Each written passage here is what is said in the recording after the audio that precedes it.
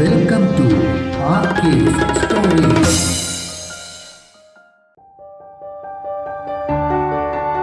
ഇനിയും ഈ വഴിയെ 21. ഇവളെന്താ ഇവിടെ? താഴേക്ക് ഇറങ്ങി വന്ന സൈമണ്ടൊപ്പം നിഷയെ കണ്ടതും അറിയാതെ മഹിയുടെ വായിൽ നിന്നും ആ ചോദ്യം പുറത്തേക്ക് വീണു. അതെന്താടാ, എനിക്കിവിടെ വന്നുകൂടെ? നിഷ അവനെ നോക്കി ചിറി കോട്ടി. എന്തായാലും നീയും ആമ്പവും ഒരുമിച്ചല്ലോ, അപ്പോ പിന്നെ ഞങ്ങൾക്കും ഫ്രണ്ട്സ് ആയാലെന്താടാ? സൈമന്റെ ചോദ്യം കേട്ട് അവളെ കാണുമ്പോൾ ചെകുത്താൻ കുരിശു കണ്ടതുപോലെ ഓടിയിരുന്ന അവൻ തന്നെയാണോ ആ പറഞ്ഞത് എന്ന മട്ടിൽ മഹി മിഴിച്ചു നിന്നു. താഴെ എത്തിയ സൈമൺ അവന്റെ തോളിലൊന്ന് തട്ടി. ഡാ പൊട്ട, നിനക്കെന്താ ഇടിവെട്ടുകൊണ്ടോ? മോനെ സൈമ, എന്റെ കാര്യം എന്തായാലും കട്ടപ്പുകയായി. ഇനി നീയും കൂടെ കുഴിയിൽ ചാടണോ? നിഷയെയും കൂടി നോക്കിക്കൊണ്ടായിരുന്നു മഹിയുടെ ചോദ്യം. പോടെ പോടെ, നിഷ വീണ്ടും അവനെ പുച്ഛിച്ചു. അല്ല മോനെ, നാളെ വൈകുന്നേരമല്ലേ റിസപ്ഷൻ? അതിന്റെ കാര്യങ്ങളൊക്കെ അടുപ്പിച്ചോ? സൈമന്റെ അമ്മച്ചിയുടെ ചോദ്യം കേട്ടപ്പോഴാണ് മഹി അവരവിടെ നിൽക്കുന്ന കാര്യം ഓർത്തത്. അതിന്റെ ഒരു കാര്യത്തിന് വേണ്ടി ആന്റി ഞാൻ വന്നത്. ആന്റിയോട് മറുപടി പറഞ്ഞിട്ട് മഹി സൈമനെ നോക്കി. സൈമ, എടാ, ഒരു ചെറിയ പരിപാടിയുണ്ട്, നീ വന്നേ. പരിപാടി എന്ന് കേട്ടതും സൈമന്റെ മുഖത്തൊരു തെളിച്ചം വന്നു. ആണോ? എന്നാ ഞാൻ പോയി ഡ്രസ്സ് ചേഞ്ച് ചെയ്തിട്ട് വരാം. ഓ, ഇതൊക്കെ ധാരാളം മതിയടാ, വാ പോകാം. കീ ചെയിൻ കയ്യിലിട്ട് കറക്കിക്കൊണ്ട് മഹി പറഞ്ഞത് കേട്ട് സൈമൺ അമ്മച്ചിയെ നോക്കി. എന്നാത്തിനാ നീ എന്നെ നോക്കുന്നേ? ചായ കുടിച്ചിട്ട് പോയാ മതി. അതൊക്കെ വന്നിട്ട് കഴിക്കാം ആന്റി, ഒരു അത്യാവശ്യ കാര്യമാണ്. ഞങ്ങൾ ഇപ്പോൾ തന്നെ തിരിച്ചു വരും. മഹി ധൃതി പിടിച്ചു. എന്നാ അവര് പോയിട്ട് വരട്ടെന്നേ, റിസപ്ഷന് വേണ്ടി വല്ലതും വാങ്ങാനായിരിക്കും. അങ്കിൾ സമ്മതം നൽകിയതോടെ മഹി അവനെയും വിളിച്ചുകൊണ്ട് പുറത്തേക്കിറങ്ങി. ദേ, നാളെ റിസപ്ഷനുള്ളതാണ്, രണ്ടും കൂടി പോയി വേണ്ടാത്ത കുരുത്തക്കേടൊന്നും ഒപ്പിച്ചേക്കരുത്, ആന്റി പുറകിൽ നിന്നും വിളിച്ചു പറഞ്ഞു. ഹാ, നീ ഇങ്ങനെ നെഗറ്റീവ് അടിക്കല്ലേ ത്രേസ്യേ? അങ്കിൾ ചെറിയൊരു മുഷിച്ചിലോടെ ആന്റിയെ നോക്കി. നിങ്ങൾക്കങ്ങനെ പറയാം, രണ്ടും കൂടി ആ കുന്തത്തി കയറി പോകുന്നത് കാണുന്നതേ മനുഷ്യന് പേടിയാ. എപ്പോ പോയാലും എന്തേലും കുരുത്തക്കേടൊപ്പിച്ചേ വരത്തുള്ളൂ. സാരമില്ല ആന്റി, നമുക്ക് ശരിയാക്കാന്നേ. താടിക്ക് കയ്യും കൊടുത്ത് നിൽക്കുന്ന ആന്റിയെ നിഷ സമാധാനിപ്പിച്ചു. മോളെ, നീ വിചാരിച്ചാലേ ഇവനെയൊക്കെ ഒന്ന് നേരെയാക്കാൻ പറ്റില്ലേ? ഇവനെയല്ല, ഇവന്റെ അപ്പനെ വരെ നമുക്ക് നേരെയാക്കാം. ആന്റി ധൈര്യമായിരിക്കും. പറഞ്ഞു കഴിഞ്ഞതും അബദ്ധം മനസ്സിലാക്കിയ പോലെ നിഷ നാക്കുകടിച്ചു. അയ്യോ, അത് വേണ്ട മോളെ, ഇങ്ങേരൊരു പാവമാ. ആന്റി ചിരിച്ചുകൊണ്ട് അങ്കിളിന്റെ തോളിൽ തല്ലുന്നത് കണ്ട് നിഷ ചമ്മിയ ഒരു ചിരി ചിരിച്ചു. പുറത്തേക്ക് ഇറങ്ങിയ സൈമൺ നൈറ്റ് സ്റ്റാറിന് നേരെ നടക്കുന്നത് കണ്ട് മഹി പറഞ്ഞു. എടാ, നമുക്ക് നിന്റെ ബൈക്കിൽ പോയാൽ മതി. അതെന്തിനാടാ? നിന്റെ ഈ സൂപ്പർ ബൈക്കുള്ളപ്പോൾ ആ പണ്ടാരത്തിൽ പോകേണ്ട കാര്യമുണ്ടോ? അവൻ തന്റെ ബൈക്കിനെയും മഹിയുടെ നൈറ്റ് സ്റ്റാറിനെയും മാറി മാറി നോക്കി. കാര്യമുണ്ട്, നീ പോയി കീ എടുത്തോണ്ട് വാ. കീ മാത്രമല്ല, ഒരു ബാഗും എടുത്തേക്കാം. എന്തിന്? മഹി കാര്യം മനസ്സിലാകാതെ സൈമണെ നോക്കി. എടാ, ബാഗുണ്ടെങ്കിൽ കുപ്പികൾ പിടിക്കാൻ എളുപ്പമാ. എന്തു കുപ്പി?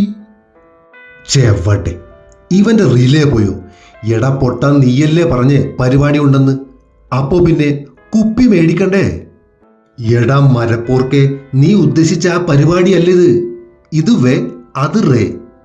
ശേ, എന്നാ പിന്നെ ചായ കുടിച്ചിട്ട് പോകായിരുന്നു. അവൻ നിരാശയോടെ വീടിനകത്തേക്ക് നോക്കി.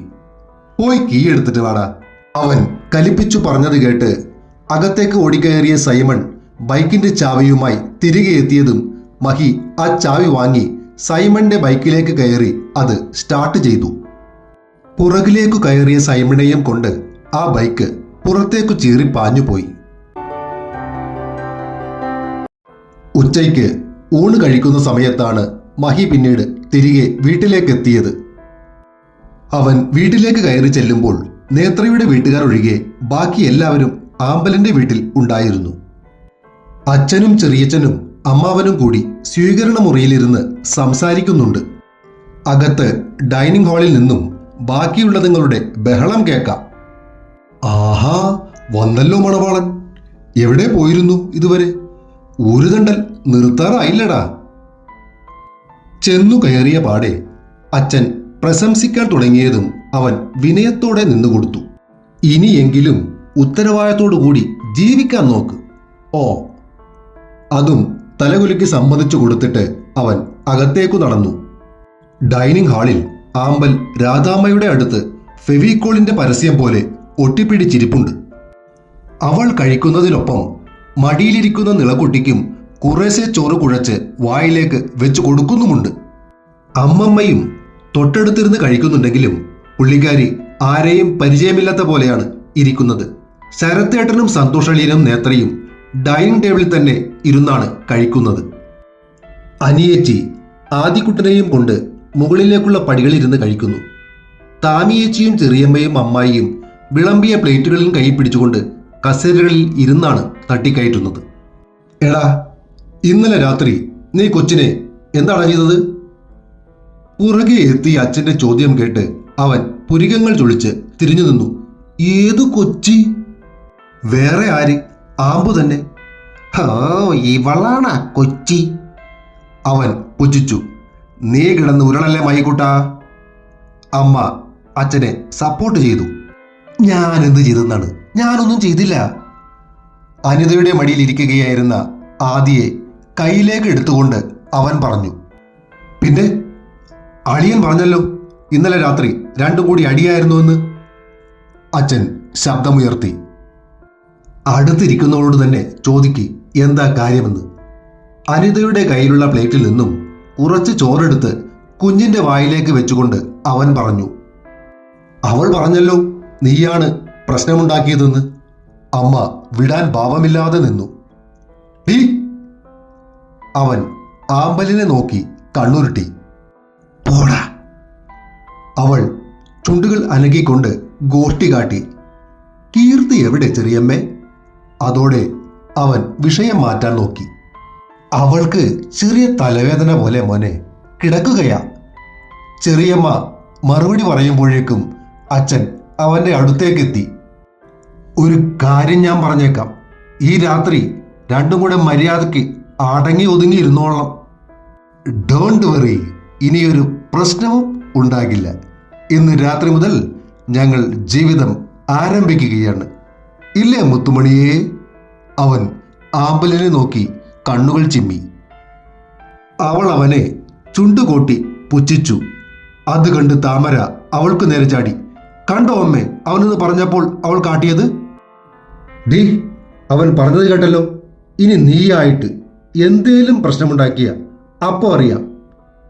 അമ്മായി അവളെ നോക്കി ഭീഷണി മുഴക്കി. അവൾ തലയാട്ടി.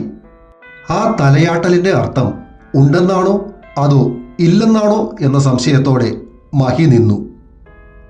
അപ്പോഴേ, എടാ മഹി, നാളത്തെ റിസപ്ഷന് ഡാൻസ് അറേഞ്ച് ചെയ്തിട്ടുണ്ട്, നീയും കൂടണം കേട്ടോ.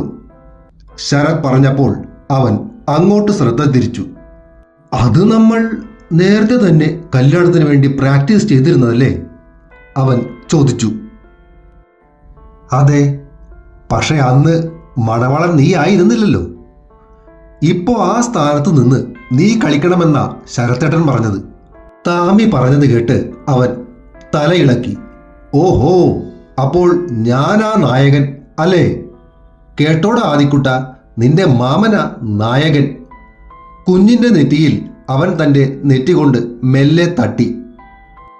കണ്ടാലൊരു കോമാളി ലുക്കാണെങ്കിലും നീ തന്നെയാ നായകൻ. അനിത പറഞ്ഞത് കേട്ട് ആമ്പൽ വാ പൊത്തി ചിരിച്ചു. ഡി അനുചേച്ചി, അവൻ അവളെ നോക്കി കണ്ണുരുട്ടിയിട്ട് ആദിക്കുട്ടനോട് പറഞ്ഞു. കേട്ടോടാ കുഞ്ഞ നിന്റെ അമ്മ പറഞ്ഞത്? അവൻ ഇക്കിളി കൂട്ടിയപ്പോൾ കുഞ്ഞ് അവന്റെ കയ്യിലിരുന്ന് ഇളകിച്ചിരിച്ചു. അതു കണ്ടതും ആമ്പലിന്റെ മടിയിൽ ഇരിക്കുകയായിരുന്ന നിളക്കുട്ടിയും അവനു നേർക്ക് കൈനീട്ടി ശബ്ദമുണ്ടാക്കാൻ തുടങ്ങി. അതോടെ അവൻ ആമ്പലിന്റെ അടുത്തേക്ക് ചെന്ന് അവനുടെ മടിയിലിരുന്ന നിളക്കുട്ടിയെയും വലത് കൈകൊണ്ട് എടുത്ത് കളിപ്പിക്കാൻ തുടങ്ങി. പിറ്റേന്ന് വൈകുന്നേരം 6 മണിക്കായിരുന്നു റിസപ്ഷൻ. സിൽവർ കളറിലുള്ള ഫ്രോക്കും ടോപ്പും അണിഞ്ഞ് മേക്കപ്പും കഴിഞ്ഞിറങ്ങിയ ആമ്പലിനെ മഹി കണ്ണിമയ്ക്കാതെ നോക്കി നിൽക്കുന്നത് കണ്ട് താമി അനിതയുടെ കയ്യിൽ മെല്ലെ ഒന്ന് തട്ടി. ചെക്കന് പെണ്ണിനെ പിടിച്ച മട്ടുണ്ടനീ. ശരിയാ. ഭാര്യമാർ രണ്ടും കൂടി ചിരിച്ച് അടക്കം പറയുന്നത് കണ്ട് ശരത്തും സന്തോഷും പിള്ളേരെയും എടുത്തുകൊണ്ട് അവരുടെ അടുത്തെത്തി. എന്താ രണ്ടും കൂടി നിന്ന് കുശുകുശുക്കുന്നത്? പരദൂഷണമാണെങ്കിൽ ഞങ്ങളും കൂടി കേൾക്കട്ടെന്നേ. ശരത് ചോദിച്ചത് കേട്ട് താമി കണ്ണുകൊണ്ട് മഹിയുടെ നിൽപ്പ് ചൂണ്ടിക്കാട്ടി. ഞങ്ങളും അത് തന്നെ നോക്കുകയായിരുന്നു. ശരത് താമിയെ ഒന്ന് പ്രോത്സാഹിപ്പിച്ചിട്ട് പറഞ്ഞു, നീ കൊച്ചിനെ ഒന്ന് പിടിച്ചേ. പിന്നെ അങ്ങ് പിടിച്ചോണ്ടാ മതി, ഞങ്ങളുടെ ഡ്രസ്സ് ചീത്തയാകും. അവനെ നോക്കി കോക്രി കാട്ടിയിട്ട് അവൾ അനിതയെയും വലിച്ചുകൊണ്ട് കാറിലേക്ക് കയറി. കോഫി ബ്രൗൺ ഡിസൈനർ സൂട്ടുമിട്ട് ആമ്പലിനെയും നോക്കി വെള്ളമിറക്കിക്കൊണ്ടുള്ള മഹിയുടെ നിൽപ്പ് കണ്ട് ആമ്പലിന്റെ അടുത്തു നിന്നിരുന്ന നിഷ പറഞ്ഞു, ഡി, നിന്റെ ചെക്കൻ്റെ നോട്ടം കണ്ടു? അവൻ വെറുതെ എറിഞ്ഞു വാട്ടുകയാണല്ലോ മോളെ. അവൻ അങ്ങനെ നിന്ന് എറിഞ്ഞു വാട്ടുകയുള്ളൂ മോളെ. കേറി പറിക്കാൻ നോക്കിയ അവൻ്റെ മുട്ടുകാല് തല്ലി ഓടിക്കുമെന്ന് ഞാൻ പറഞ്ഞിട്ടുണ്ട്. തിരിഞ്ഞു നോക്കാതെ തന്നെ ആമ്പൽ മറുപടി കൊടുത്തു. വേണ്ടടി, അവന് കേറി പറിക്കാൻ പാകത്തില് ദാണ്ടെ വേറൊരുത്തി അവൻ്റെ അടുത്ത് തന്നെ നിൽപ്പുണ്ട്. ഇപ്രാവശ്യം ആമ്പൽ തിരിഞ്ഞു നോക്കി. മഹിയുടെ മേൽ ഒരു മാത്രം ഉടക്കിയ അവരുടെ കണ്ണുകൾ അടുത്ത നിമിഷം അവനോട് ചേർന്ന് നിൽക്കുന്ന നേത്രയിൽ ചെന്നു നിന്നു. ഒരു ലൈറ്റ് ബ്ലൂ സ്കേർട്ടും അതിനു ചേർന്ന വൈറ്റ് ആൻഡ് ബ്ലൂ ടോപ്പും ആയിരുന്നു അവളുടെ വേഷം. സെറ്റു ചെയ്ത മുടിയും വലിയ കമ്മലുകളും അവളുടെ ഭംഗി കൂട്ടിയിരുന്നു.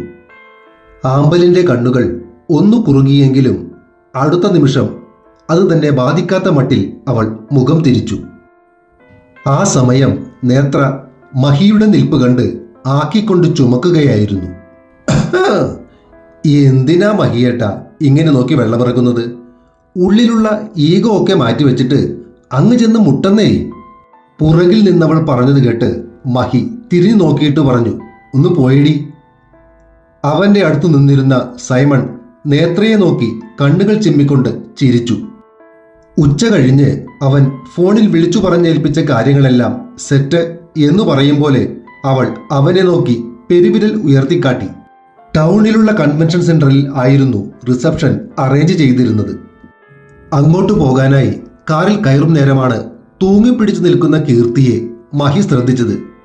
എന്തു പറ്റിയടാ കീർത്തു? അവൻ ചോദിച്ചു. നല്ല തലവേദനയുണ്ട് മഹിയേട്ടാ. ഇന്നലെ മുതൽ ഇങ്ങനെയാ. പനി വരാൻ പോവുകയാണെന്ന് തോന്നുന്നു. അയ്യോടാ, എന്നാ മരുന്ന് വാങ്ങായിരുന്നില്ലേ? ഡോളോ കഴിച്ചിട്ടുണ്ട്, അത് മതി. എന്നാ പിന്നെ നിനക്ക് വരാതിരുന്നുകൂടെ ഈ സുഖമില്ലാതെ? അവൻ പറഞ്ഞു തീർക്കും മുന്നേ അവൾ ഇടയ്ക്കു കയറി. ഒന്ന് പോയേ, പനിയൊക്കെ അങ്ങനെ വരും പോകും. പക്ഷെ മഹിയേട്ടന്റെ ഈ റിസപ്ഷൻ ഇനി കൂടാൻ പറ്റുമോ? ആർക്കറിയാം. നിന്റെയൊക്കെ ആമ്പൂച്ചേച്ചി വിചാരിക്കും പോലെ ഇരിക്കും അത്. ഒന്ന് പോയേ മഹിയേട്ട, വേണ്ടാത്തതൊന്നും പറയണ്ട കേട്ടോ. അവന്റെ കയ്യിലൊന്ന് പിച്ചിക്കൊണ്ട് കീർത്തി കണ്ണുരുട്ടി. അതെ, ഇനിയും നിന്ന് ഉഴുന്നു പറിക്കാതെ എല്ലാവരും കയറാൻ നോക്കിയേ, സമയമായി. അമ്മാവൻ ഒച്ച വെച്ചതോടെ എല്ലാവരും വാഹനങ്ങളിലേക്ക് കയറി. തുടരും. കഥ ഇഷ്ടമാവുകയാണെങ്കിൽ അഭിപ്രായങ്ങൾ പറയണേ. സബ്സ്ക്രൈബ് ചെയ്യാത്തവരൊക്കെ ദയവായി സബ്സ്ക്രൈബും ചെയ്യണേ. ഇനിയും ഈ വഴിയെ അടുത്ത ഭാഗം ഉടൻ പ്രതീക്ഷിക്കുക. ആ പ്രൊഫൈൽ പിക്ചറിൽ കുത്തി എല്ലാവരും സബ്സ്ക്രൈബ് ചെയ്യാൻ മറക്കല്ലേ.